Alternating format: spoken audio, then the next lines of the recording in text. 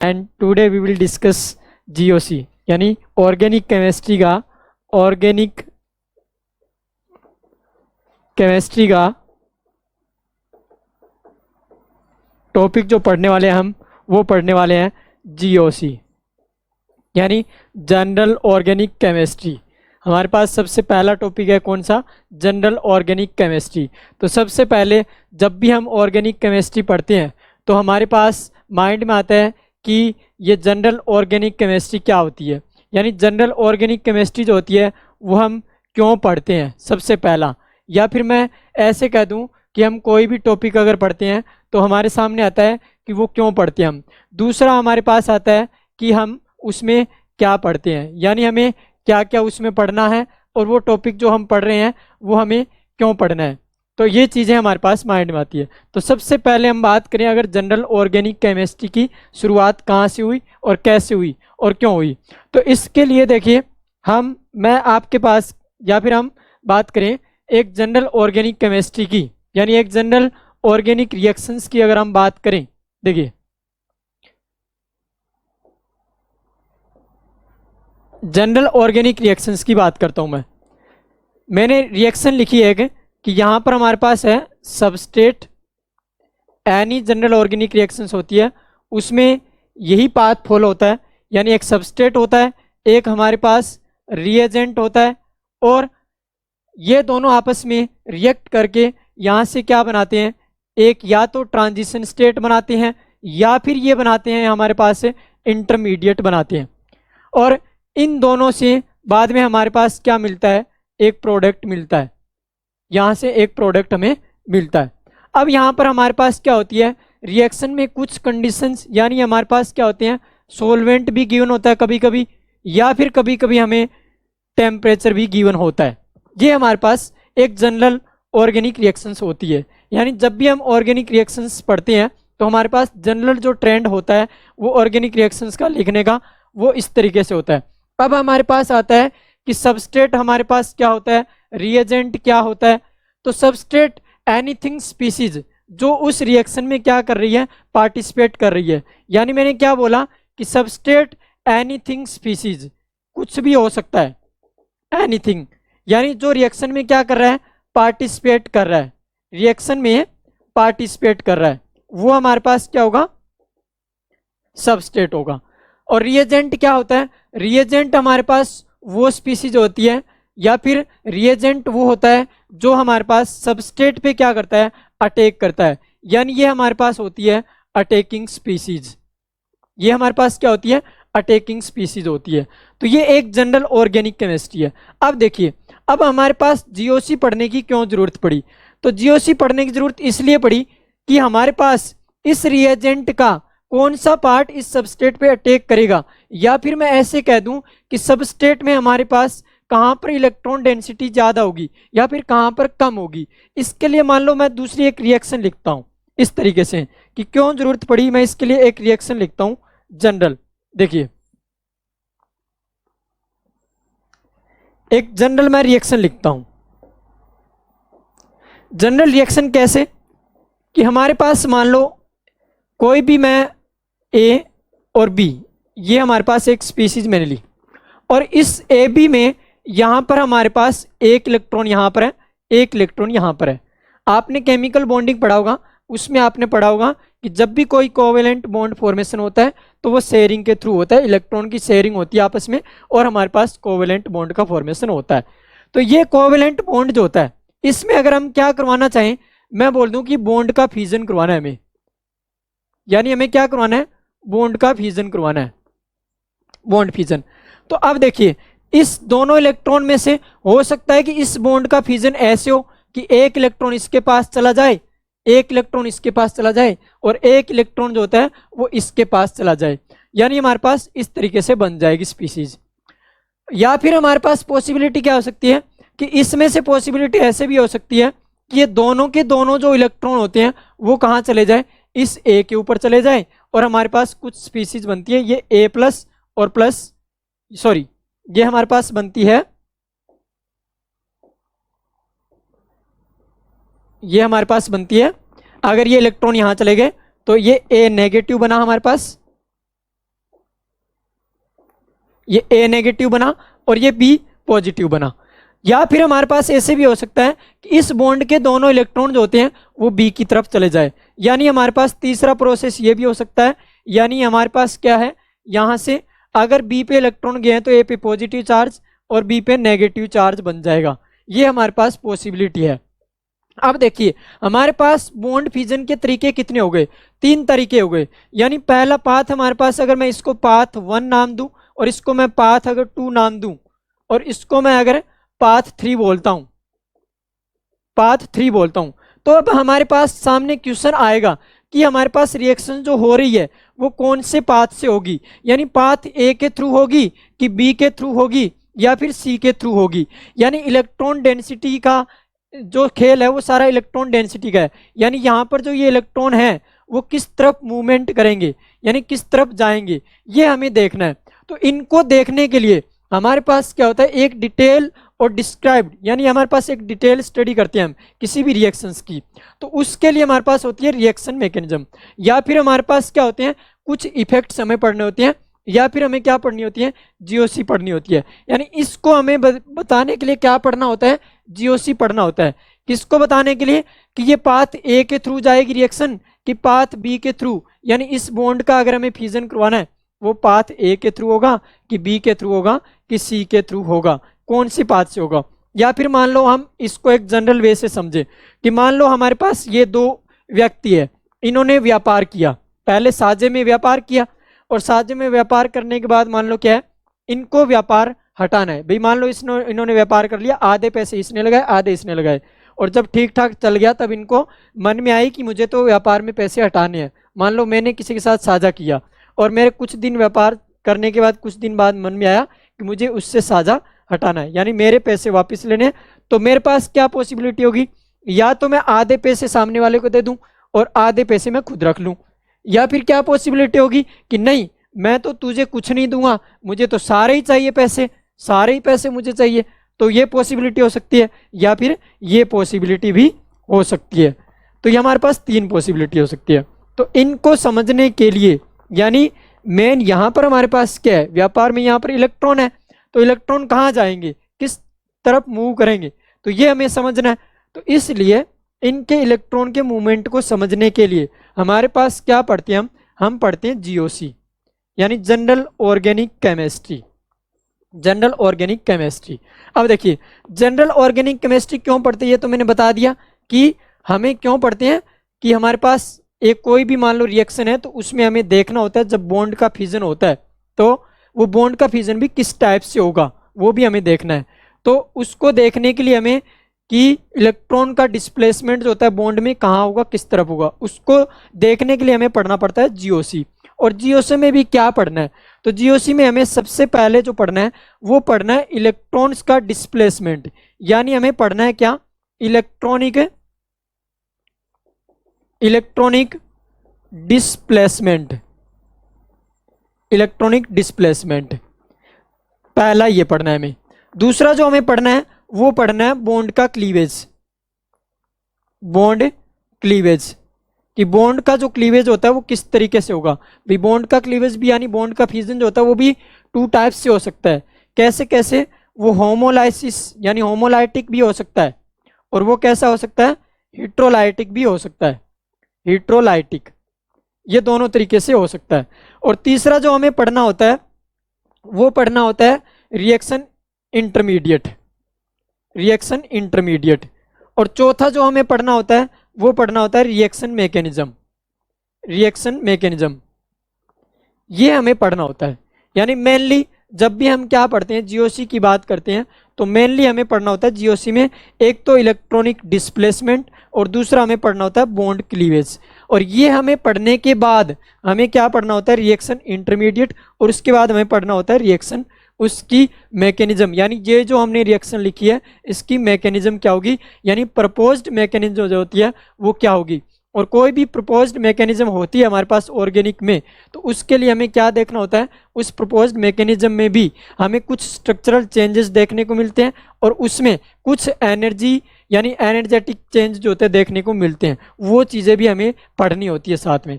तो ये हमें सारी चीज़ जो होती है वो पढ़नी होती है। ऑर्गेनिक में यानी जीओसी में। अब देखिए सबसे पहले जो जीओसी में हमारा टॉपिक रहता है वो रहता है क्या, इलेक्ट्रॉनिक डिस्प्लेसमेंट। इलेक्ट्रॉनिक डिस्प्लेसमेंट से मतलब कि इलेक्ट्रॉन किस साइड मूव करेंगे ये हमें देखना होता है। तो सबसे पहले हम बात करते हैं इलेक्ट्रॉनिक डिस्प्लेसमेंट की। सबसे पहले हम बात करते हैं क्या, इलेक्ट्रॉनिक डिस्प्लेसमेंट। इलेक्ट्रॉनिक डिस्प्लेसमेंट की यानी इलेक्ट्रॉन का जो मूवमेंट है वो किस तरफ होगा। यानी हमने क्या लिखा था, हमने ये लिखा था ए और ये बी है और इसमें ये 2 इलेक्ट्रॉन है। अब यहाँ पर इलेक्ट्रॉनिक का मतलब क्या होता है, इलेक्ट्रॉन्स यानी इलेक्ट्रॉन्स डेंसिटी, इलेक्ट्रॉन डेंसिटी। और यहाँ डिस्प्लेसमेंट का मतलब क्या होता है, मूवमेंट यानी मूव करना। ये हो गया। यानी मैं अगर दोनों को जोड़ दूं तो इसका मतलब ये हो गया कि इलेक्ट्रॉन डेंसिटी कहां से कहां मूव करेगी। यानी ये हमारे पास अगर बॉन्ड है तो इलेक्ट्रॉन डेंसिटी इस बॉन्ड में यहां रही होगी। या फिर मैं ऐसे कह दूं कि अगर दोनों एलिमेंट इलेक्ट्रोनेगेटिविटी अगर सेम होती है, मान लो ये है, तो इलेक्ट्रॉन डेंसिटी जो होती है, मान लो ये इलेक्ट्रॉन डेंसिटी है, तो ये इलेक्ट्रॉन डेंसिटी कहाँ मूव करेगी, यानी ये बी की तरफ मूव करेगी या फिर ये ए की तरफ। तो ये इलेक्ट्रॉन डेंसिटी का जो मूवमेंट होता है उसी को कहा जाता है इलेक्ट्रॉनिक डिस्प्लेसमेंट।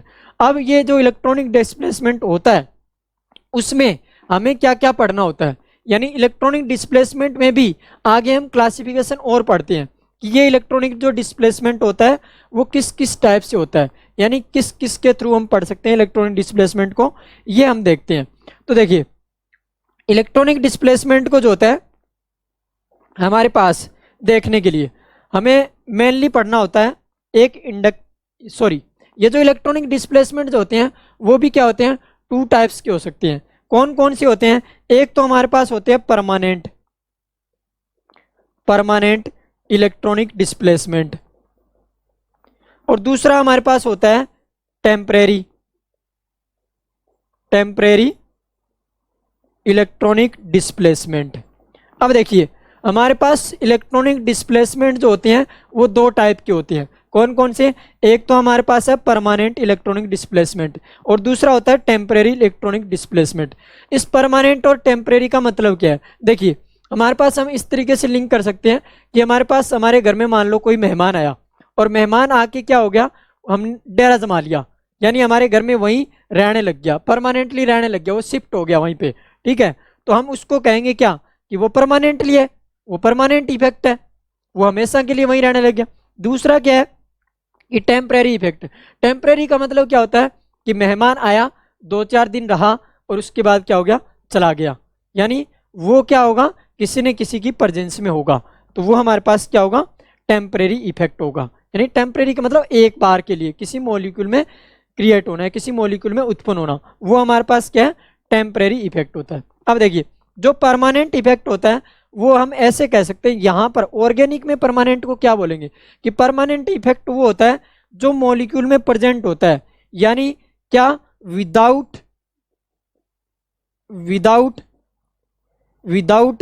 रिएजेंट, जो किसी मॉलिक्यूल में क्या होता है, प्रेजेंट होता है, यानी हमें इसमें किसी भी प्रकार के रिएजेंट की नीड नहीं होती है देखने के लिए। जबकि ये क्या होता है, ये होता है in presence of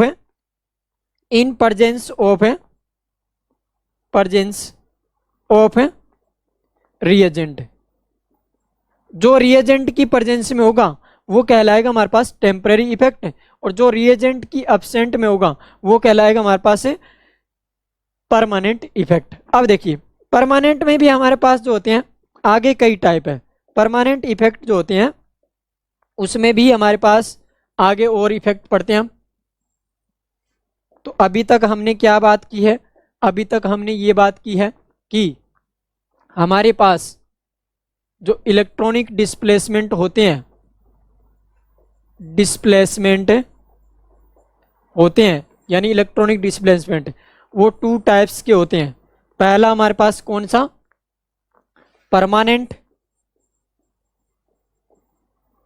permanent effect,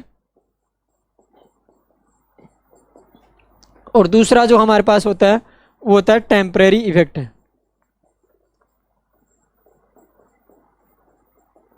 दो टाइप की। अब देखिए ये होता है इन absence of reagent, in absence of reagent, और ये होता है इन प्रेजेंस ऑफ रिएजेंट।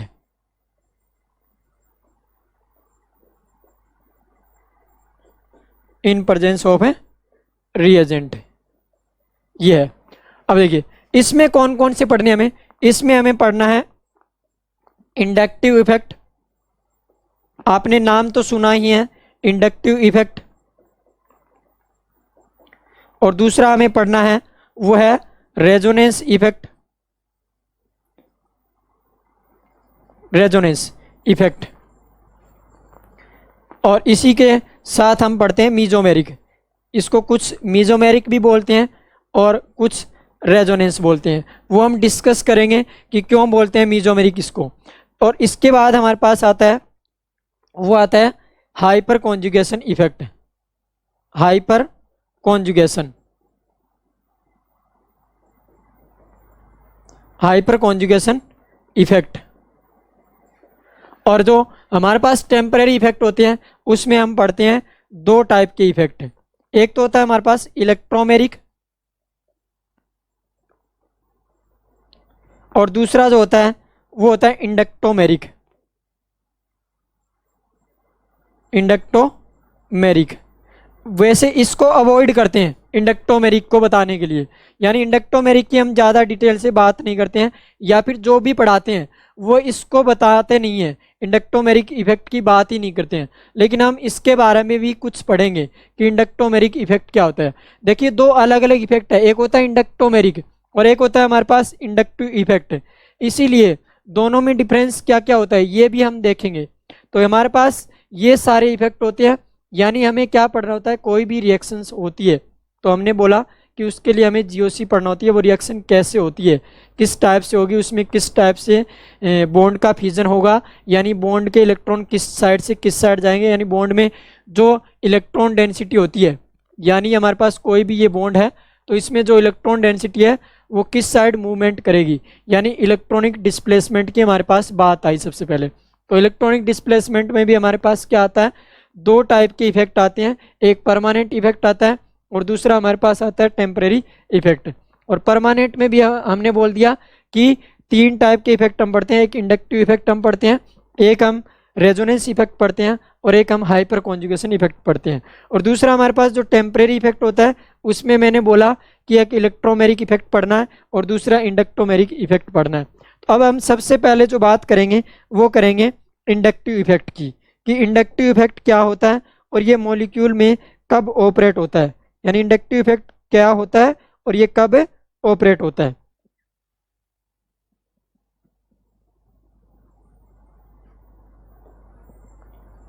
तो चलिए सबसे पहले हम बात करते हैं किसकी, इंडक्टिव इफेक्ट की।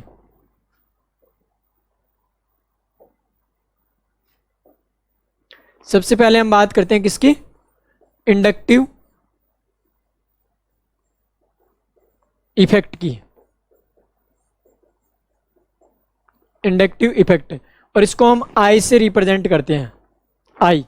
अब देखिए इंडक्टिव इफेक्ट पढ़ने से पहले मैं आपको इलेक्ट्रोनेगेटिविटी का थोड़ा कंसेप्ट बता देता हूँ, क्योंकि हमारे पास इंडक्टिव इफेक्ट जो होता है उसमें इलेक्ट्रोनेगेटिविटी हमें काम आएगी, या फिर मैं ऐसे कह दूँ जो भी हम इलेक्ट्रॉनिक डिस्प्लेसमेंट पढ़ेंगे उसमें हमें इलेक्ट्रोनेगेटिविटी जो होती है उसका थोड़ा बहुत नॉलेज या थोड़ा आइडिया होना चाहिए। अब देखिए हमारे पास क्या है, अगर मैं बोलूँ कि एक H और ये H यानी H2 के बीच ये बॉन्ड है, तो मैं ऐसे बोलूँगा कि इस हाइड्रोजन की इलेक्ट्रोनेगेटिविटी कितनी है 2.1 और इसकी भी कितनी है 2.1। तो हम ये बोलते हैं कि ये जो H2 का बॉन्ड होता है या फिर ये H2 का जो मॉलिक्यूल होता है वो कैसा होता है, नॉन पोलर होता है। कैसा होता है, नॉन पोलर होता है, ये हम बोलते हैं। मैं पहले जनरल बता रहा हूँ इलेक्ट्रोनेगेटिविटी का कंसेप्ट कि किस तरीके से हम रिलेट करने हैं और कैसे हमें काम आएगी। तो सबसे पहले ये हो गया नॉन पोलर। यानी क्यों हुआ, क्योंकि इसकी इलेक्ट्रोनेगेटिविटी और इसकी इलेक्ट्रोनेगेटिविटी, यानी अगर मैं देखूं डेल्टा ई एन यानी इलेक्ट्रोनेगेटिविटी का डिफरेंस, तो वो क्या आता है, 0 आता है।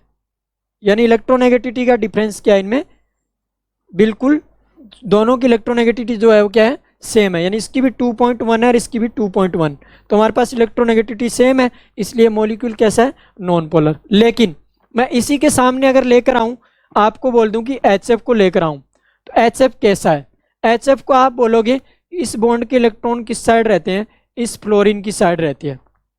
ये क्यों रहते हैं, क्योंकि यहाँ पर फ्लोरीन जो होता है इसकी इलेक्ट्रोनेगेटिविटी क्या है, इलेक्ट्रोनेगेटिविटी ऑफ फ्लोरीन क्या है, यहाँ पर मोर है, यानी ज्यादा है किससे, देन हाइड्रोजन। यहाँ पर इलेक्ट्रोनेगेटिविटी जो होती है वो क्या है, हाइड्रोजन से ज्यादा होती है। इसलिए हम बोलते हैं कि ये जो बॉन्ड होता है वो कैसा होता है, पोलर होता है। अब देखिए इस बॉन्ड में जो पोलैरिटी आई है वो किसकी वजह से आई है, इलेक्ट्रोनेगेटिविटी की वजह से, यानी इलेक्ट्रोनेगेटिविटी में डिफरेंस की वजह से। अगर हमारे पास क्या देखते हैं हम, मूलिकन ने एक स्केल दिया था, उसके अकॉर्डिंग अगर हम देखें तो इसकी इलेक्ट्रोनेगेटिविटी होती है 4.0, इसकी 2.1। तो हम देखते हैं कि इन दोनों की इलेक्ट्रोनेगेटिविटी में डिफरेंस कितना है, 4 - 2.1 अगर करते हैं तो हमारे पास अप्रोक्सीमेटली 1.9 के अप्रोक्सीमेटली आता है। ये कितना आता है, 1.9 आता है, ये आया। तो हमारे पास हम क्या देखते हैं कि due to the difference in electronegativity, इस बॉन्ड में क्या आ गई, पोलैरिटी आ गई। तो हमारे पास क्या होगा, जब भी किसी भी बॉन्ड में हमारे पास इलेक्ट्रोनेगेटिविटी का क्या होगा, डिफरेंस होगा, तो वो कितना होगा तब बॉन्ड पोलर होगा, और कितने परसेंट होगा या कितना होगा, मैं ऐसे कह सकता हूं कि हमारे पास बॉन्ड पोलर हो। तो उसके लिए हमारे पास माना यह जाता है कि अगर इलेक्ट्रोनेगेटिविटी में डिफरेंस किसमें, इलेक्ट्रोनेगेटिविटी में difference in electronegativity is less than 0.4 और इक्वल, देन हमारे पास जो बॉन्ड होगा वो कैसा होगा, नॉन पोलर होगा, यानी उसमें पोलराइजेशन नहीं होगा। और दूसरा, अगर ये डिफरेंस इससे क्या हुआ, ज्यादा हुआ, यानी इससे क्या हुआ, ग्रेटर हुआ, तो वो बॉन्ड कैसा होगा, पोलर होगा। और वो पोलर किसकी वजह से होगा, due to difference in electronegativity, यानी इलेक्ट्रोनेगेटिविटी में डिफरेंस की वजह से ये बॉन्ड क्या होगा, पोलर होगा। तो अब देखिए यहीं से हमारे पास जो होता है इंडक्टिव इफेक्ट जो होता है वो जनरेट होता है, यानी इंडक्टिव इफेक्ट का जो जन्म होता है, ऐसे मैं कह सकता हूँ, वो यहीं से होता है, due to the difference in electronegativity, किसी भी बॉन्ड में पोलैरिटी आ जाना, यानी इलेक्ट्रोनेगेटिविटी में डिफरेंस होने की वजह से बॉन्ड में पोलैरिटी आ जाना, उसको हम कहते हैं इंडक्टिव इफेक्ट। कैसे, देखिए इसको हम ऐसे समझ सकते हैं, हमारे पास एक सिंपल मॉलिक्यूल है, जैसे मैंने लिया, पहले हम बात करें यहां पर कार्बन और कार्बन की बात करें, यहां हाइड्रोजन, तो यहां कार्बन की इलेक्ट्रोनेगेटिविटी, इस कार्बन की इलेक्ट्रोनेगेटिविटी, दोनों कार्बन है, तो मतलब ये बॉन्ड कैसा है, नॉन पोलर है। लेकिन मैं इस एक हाइड्रोजन को यहां से रिप्लेस कर दूं, यहां से क्या कर दूं, मैं इस हाइड्रोजन को रिप्लेस कर दूं किसी भी मोर इलेक्ट्रोनेगेटिव एलिमेंट से, मोर इलेक्ट्रोनेगेटिव एलिमेंट। अब मोर इलेक्ट्रोनेगेटिव एलिमेंट में क्या होता है, कोई भी फ्लोरीन, ऑक्सीजन या नाइट्रोजन, कुछ भी हो सकता है, इनमें से मान लो मैं इससे रिप्लेस कर दूं, तो हमारे पास क्या होगा,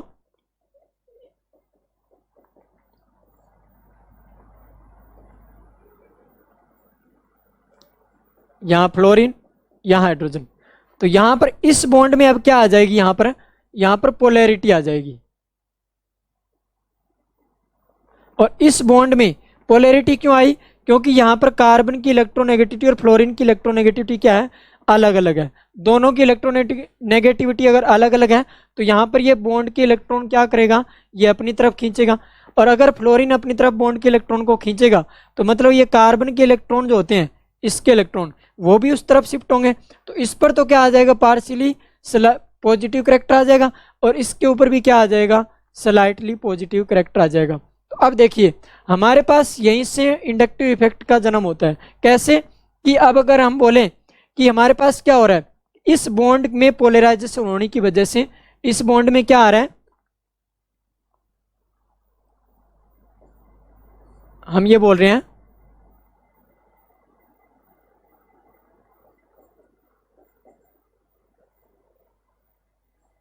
कि इस बॉन्ड में पोलराइजेशन होने की वजह से यहां पर इस बॉन्ड में भी क्या आ रहा है, पोलैरिटी उत्पन्न हो रही है। तो हम ये बोलते हैं कि polarisation in a bond, polarisation in a bond किसकी सहायता से, विद द हेल्प ऑफ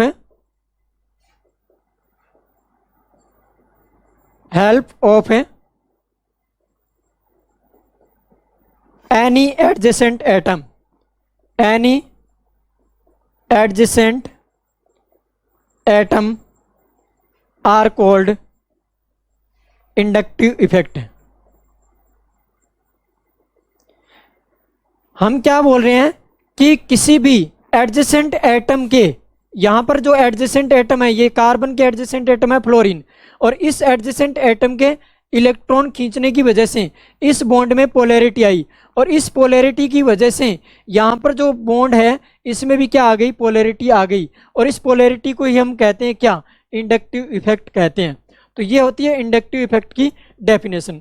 अब देखिए ये इंडक्टिव इफेक्ट जो होता है विद रिस्पेक्ट टू हाइड्रोजन देखा जाता है। अगर मैं पूछूं इस बॉन्ड में पोलैरिटी है क्या, तो हम कहेंगे कि यहाँ पर इलेक्ट्रोनेगेटिविटी डिफरेंस जो होता है वो क्या है, बहुत कम है। इसलिए ये बॉन्ड कैसा होता है, यहाँ पर नॉन पोलर होता है या फिर स्लाइटली पोलर होता है, बहुत कम।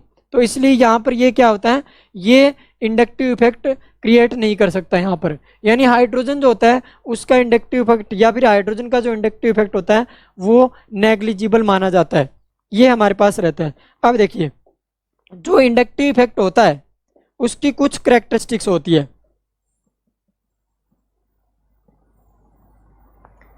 इंडक्टिव इफेक्ट की कुछ कैरेक्टरिस्टिक्स होती है। क्या क्या होती है कि जो ये इंडक्टिव इफेक्ट होता है वो डिस्टेंस डिपेंडेंट होता है, डिस्टेंस डिपेंडेंट होता है, डिस्टेंस डिपेंडेंट। ठीक है, कैसे, अगर मैं बात करूं यहाँ पर कार्बन, कार्बन और ये हमारे पास फ्लोरीन जोड़ दिया हमने, तो देखिए अगर ये फ्लोरीन बॉन्ड के इलेक्ट्रॉन को अपनी तरफ खींचेगा तो इस पर पार्शियली पॉजिटिव चार्ज आएगा, और इस पर भी ये फिर बॉन्ड के इलेक्ट्रॉन को अपनी तरफ खींचेगा तो इस पर डबल पार्शियली, और यहाँ पर भी पार्शियली चार्ज, यानी इस बॉन्ड में भी स्लाइटली पार्शियल पॉजिटिव चार्ज आ जाएगा। Thank you. अगर वीडियो पसंद आया तो लाइक करें, शेयर करें, सब्सक्राइब करें।